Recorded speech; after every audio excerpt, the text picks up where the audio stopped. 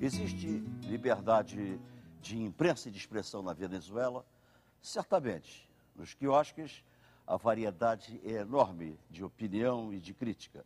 Na televisão, são dezenas e dezenas de canais de televisão aberta e a cabo. E qual é a qualidade dessa liberdade? É frágil, sobretudo depois de 2002, quando o presidente Chávez sofreu uma tentativa de golpe de Estado, ficando preso ali, atrás, aqui na Fortaleza de São Carlos. Em seguida, a greve geral contra Chávez, de 9 a 11 de abril de 2002, que degenera em conflitos, com 13 mortos.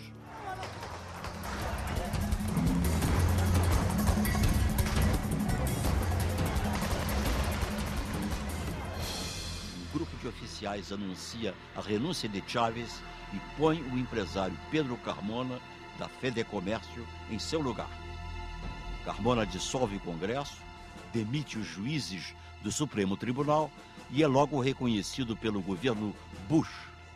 Milhares de partidários de Chávez, vindos dos bairros populares, exigem respeito ao mandato presidencial.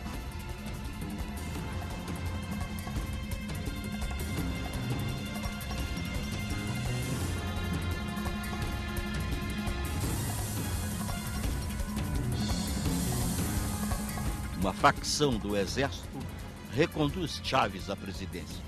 A partir desse momento, a Venezuela se divide.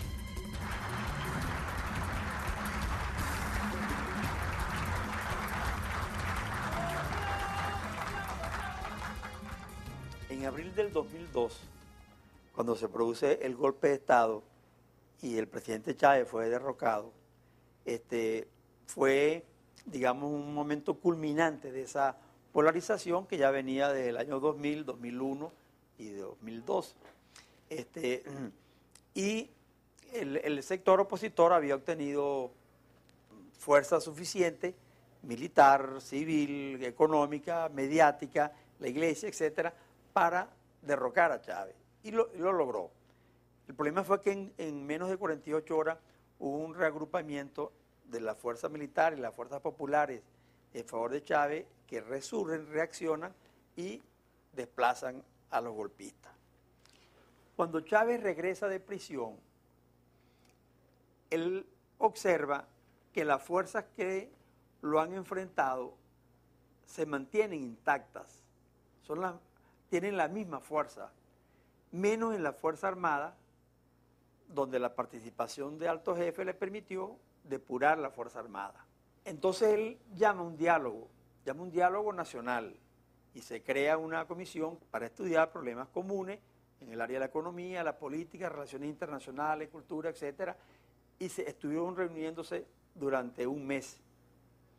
Pero no fue posible, a pesar de que participaron algunos sectores de oposición, no fue posible avanzar en buscar una especie de conciliación, buscar puntos comunes y buscar algunos acuerdos.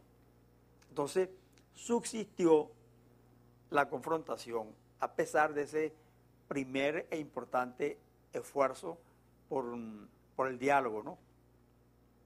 Y entonces, la fuerza opositora lo que hicieron fue organizarse para decretar el paro general, que fue diciembre hasta febrero 2002-2003. Es un paro que duró 63 días. La producción petrolera, que en Venezuela era de 3 millones de barriles, bajó a 25.000 barriles diarios. Se paralizó el transporte, la banca, la producción de alimentos, y hubo enormes colas de la gente, y la estimación que hicieron sus organizadores es que iba a haber mucha explosión social y saqueos, pero no hubo nada de eso. Y allí estuvo la clave para que el gobierno derrotara a este movimiento, que finalmente tuvo que suspender ese paro, y a partir de ahí pues comenzó una nueva etapa. Pero subsistieron los factores de tensión y de confrontación.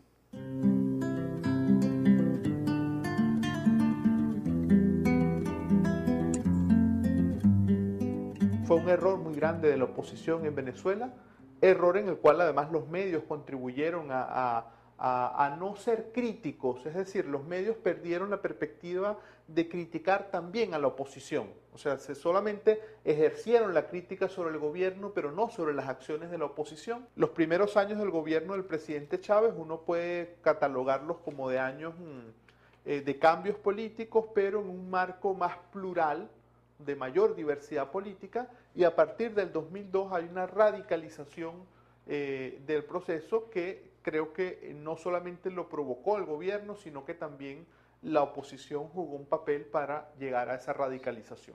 En ese momento, el 2002, yo creo que los medios de comunicación en general y las grandes cadenas de televisión se alinearon abiertamente en contra del gobierno, perdieron la perspectiva crítica que hay que tener también en relación a los otros poderes, a los poderes económicos, los poderes políticos de la oposición, y yo creo que allí cometieron muchos y muy graves errores, justamente alimentando una posición política que se reducía a sacar a Chávez del poder.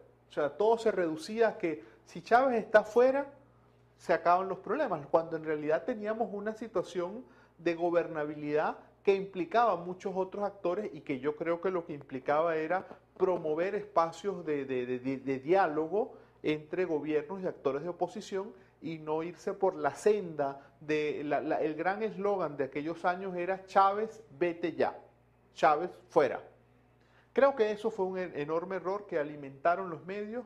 Luego, digamos, tuvimos posiciones, como usted mencionaba, en el caso de lo que fue abril del 2002, el silencio de los medios ante la restitución de Chávez en el poder. Creo que ahí se evidenció que esa lógica política de los medios fue muy dañina para la democracia.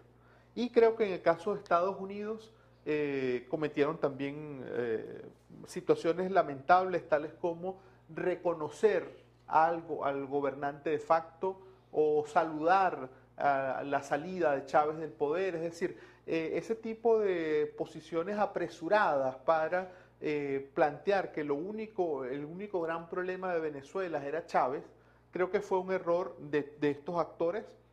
Yo creo que en Venezuela la presencia en el poder del presidente Chávez responde, digamos, a un contexto político con el cual yo no puedo tener críticas, pero responde, digamos, a una realidad política en la cual una mayoría de la población ha votado por el presidente Chávez. Yo estoy en contra de las políticas del presidente Chávez, pero hay que reconocer su legitimidad emanada de las urnas.